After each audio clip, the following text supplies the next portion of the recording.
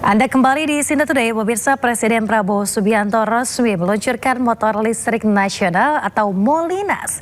Pengembangan Molinas diproduksi dalam negeri memanfaatkan sumber daya dan kemampuan teknologi nasional. Pemirsa, Presiden Prabowo Subianto meresmikan ekosistem motor listrik nasional atau Molinas di Cikarang, Kabupaten Bekasi, Jawa Barat. 20.000 motor listrik telah diproduksi. Prabowo mengatakan peresmian ini merupakan tonggak inisiatif gabungan para pengusaha swasta yang patut diapresiasi karena keberaniannya. Prabowo pun mengajak para pengusaha untuk bersatu bekerja sama dengan pemerintah.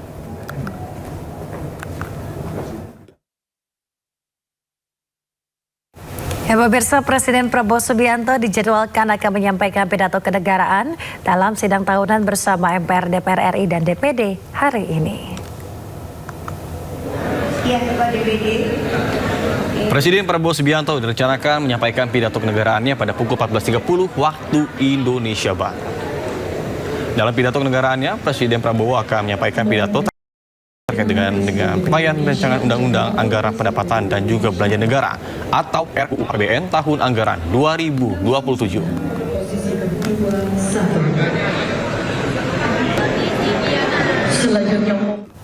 Pimpinan DPR RI menerima sejumlah perwakilan serikat buruh di Kompleks Parlemen Senayan, Jakarta. Ya, pertemuan membahas sejumlah usulan buruh sebagai masukan dalam penyusunan rancangan undang-undang ketenagakerjaan yang baru.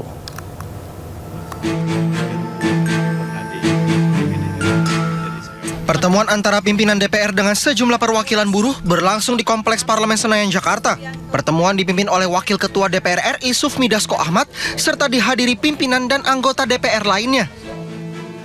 Sementara perwakilan buruh yang hadir antara lain Ketua Umum KSPSI Muhammad Jumhur Hidayat, KSPSI Eli Rosita Silaban, serta Penasihat Khusus Presiden Bidang Ketenagakerjaan dan Kesejahteraan Buruh Said Iqbal. Pertemuan ini membahas sejumlah usulan buruh sebagai masukan dalam penyusunan rancangan undang-undang ketenagakerjaan.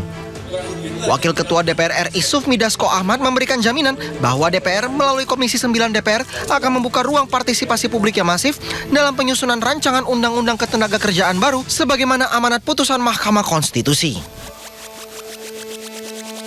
Bukan mau muluk-muluk, tapi kita dikasih kesempatan oleh Mahkamah Konstitusi untuk menyelesaikan, membuat satu undang-undang tenaga kerja yang baru. Jadi kita jangan dari sekarang pesimis dan kalah dengan waktu. Jadi kita sama-sama buktikan dengan yang baik. Bismillahirrahmanirrahim, kita kerjakan. Dasko juga menjelaskan meski saat ini masih dalam masa reses, Komisi 9 telah membentuk panitia kerja. Pembahasan materi awal pun telah dilakukan pada rentang waktu 27 Juli hingga 4 Agustus lalu. Sementara pembahasan RUU Ketenagakerjaan ditargetkan selesai pada bulan Oktober 2026. Dari Jakarta, Tim Liputan iNews melaporkan. Pemirsa, buruh meminta keterlibatan langsung dalam penyusunan RUU Ketenagakerjaan agar aturan yang lahir tidak kembali berujung judicial review. Ya, Serikat Pekerja menilai keterlibatan buruh perlu diberikan sejak penyusunan pasal sehingga kepentingan pekerja dapat terakomodasi dalam aturan yang akan disahkan. Presiden KSBSI Eli Rosita Silaban menyebut buruh harus dilibatkan sejak proses penyusunan dan juga pembahasan pasal, bukan sekedar menyampaikan aspirasi. Keterlibatan tersebut dinilai penting agar kepentingan pekerja terakomodasi dan RUU Ketenagakerjaan tidak kembali menimbulkan persoalan hukum.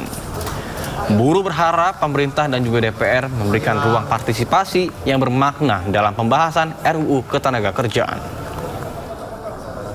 Dengan dibukanya ruang yang sudah terbuka beberapa seri yang sudah kami lakukan, ini menunjukkan bahwa sebenarnya DPR yang sekarang ini sudah lebih mendengar tuntutan buruh. Tapi kita akan melihat nanti dan kami tidak berharap akan ada judicial review berikutnya karena itu akan menghabiskan tenaga kita. Kami berharap pemerintah dan DPR akan melihat kami buruh saat ini bersatu. Walaupun ada beberapa kelompok, tapi saya berani jamin bahwa isi dalam semuanya itu tidak sangat jauh berbeda.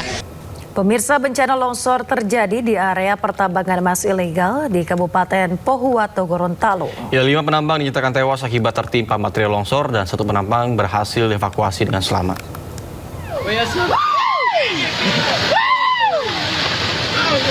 Habis semua gunung nih. Habis semua gunung dah. Inilah detik-detik longsor terjadi di area pertambangan ilegal di Kabupaten Pahuwato, Gorontalo.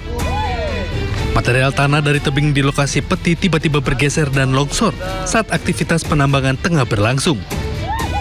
Material longsor kemudian menimpa sejumlah pekerja yang berada di sekitar lokasi. Kondisi medan yang sulit dilalui disebut menjadi salah satu kendala dalam proses pencarian dan evakuasi korban.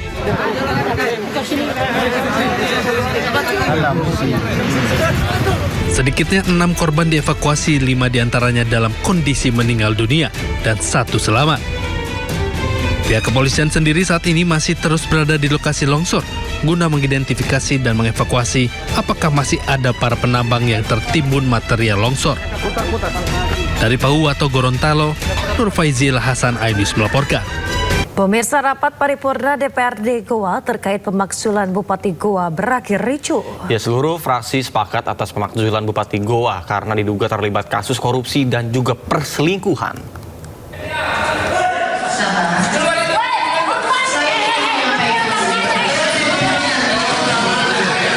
Rapat paripurna DPRD Goa, Sulawesi Selatan memanas.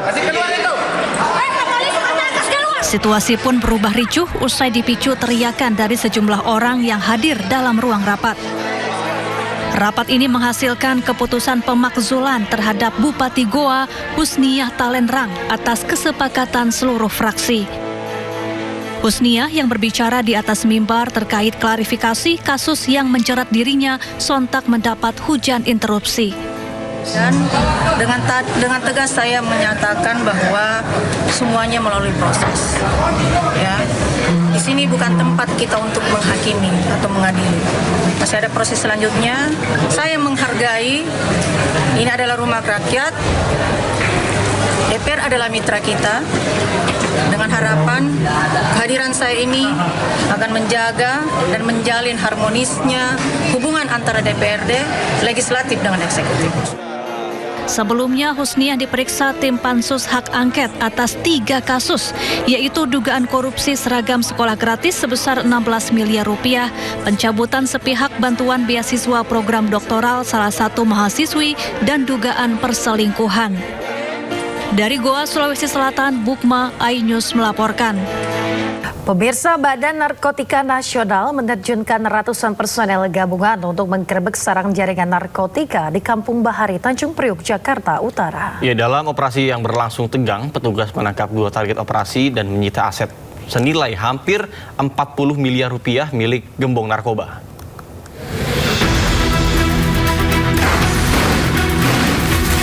Suasana tegang tak terhindarkan saat ratusan personil gabungan melancarkan operasi besar di Kampung Bahari, Jakarta Utara. Dengan bersenjata lengkap, petugas merangsek masuk ke lorong-lorong sempit dan mendobrak pintu rumah yang diduga menjadi markas jaringan narkoba.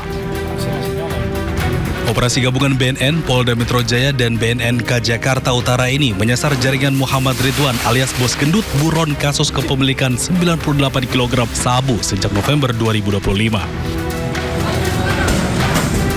Penggerebekan sempat diwarnai perlawanan loyalis Bos Gendut hingga menyebabkan seorang anggota Polri terluka. Dalam penggerebekan ini, 2 orang ditangkap serta menyita narkotika, senjata api, peluru, uang tunai, dan sejumlah aset yang diduga terkait tindak pidana pencucian uang dengan nilai hampir 40 miliar rupiah. Tadi pagi jam 6 melakukan operasi sabar bersinar dengan 350 personil. Yang kemudian kami berhasil mengamankan beberapa pelaku atau 2 orang pelaku, termasuk barang bukti yang berupa mobil, kemudian senjata api, peluru, termasuk ganja jenis gorila yang ada di TKP.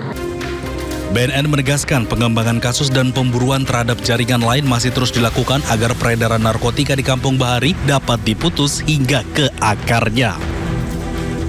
Dari Jakarta, Sofyan Firdaus, iNews melaporkan. Pemirsa, polisi tetapkan 4 orang sebagai tersangka kasus dugaan penistaan agama terkait tantangan hafalan Al-Quran berhadiah minuman keras. Ya, bahkan 2 diantaranya ditahan di Polda Metro Jaya. Dua tersangka yang telah ditangkap dan juga ditahan yakni seorang pria dan seorang wanita yang berperan sebagai pembawa acara dan juga pemberi tantangan. Keduanya ditahan selama 20 hari ke depan terhitung sejak Kamis 13 Agustus 2026. Perkara ini kini ditangani oleh Subdit Keamanan Negara di Treskrimum Polda Metro Jaya. Sementara itu polisi telah menerima 5 laporan dari masyarakat.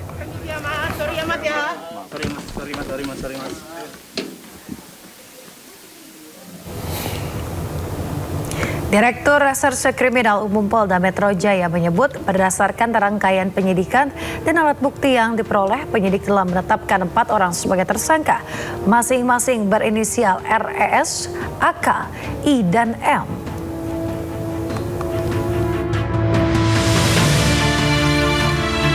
Pemirsa, ratusan pelajar dan sejumlah guru di Kabupaten Karo diduga mengalami keracunan setelah mengonsumsi MBG. Ya, para korban mengalami gejala muntah dan juga badan lemas hingga langsung dilarikan ke sejumlah rumah sakit.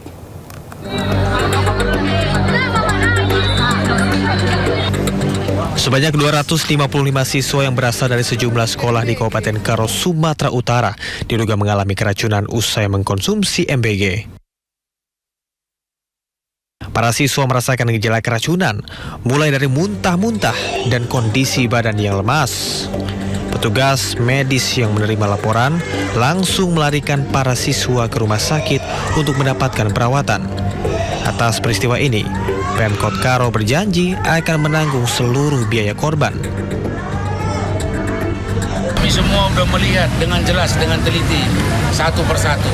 Jadi dari 255 anak sekolah yang kemungkinan, ini baru kemungkinan gejala keracunan, ini semuanya tidak ada yang mengkhawatirkan. Semuanya sudah kami lihat satu persatu. Tidak ada masalah yang serius. Semuanya sudah tertangani dengan baik.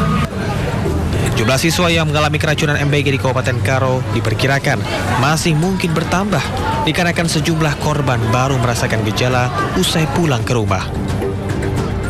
Dari Kabupaten Karo, Sumatera Utara, Eka Hetriansyah, iNews melaporkan.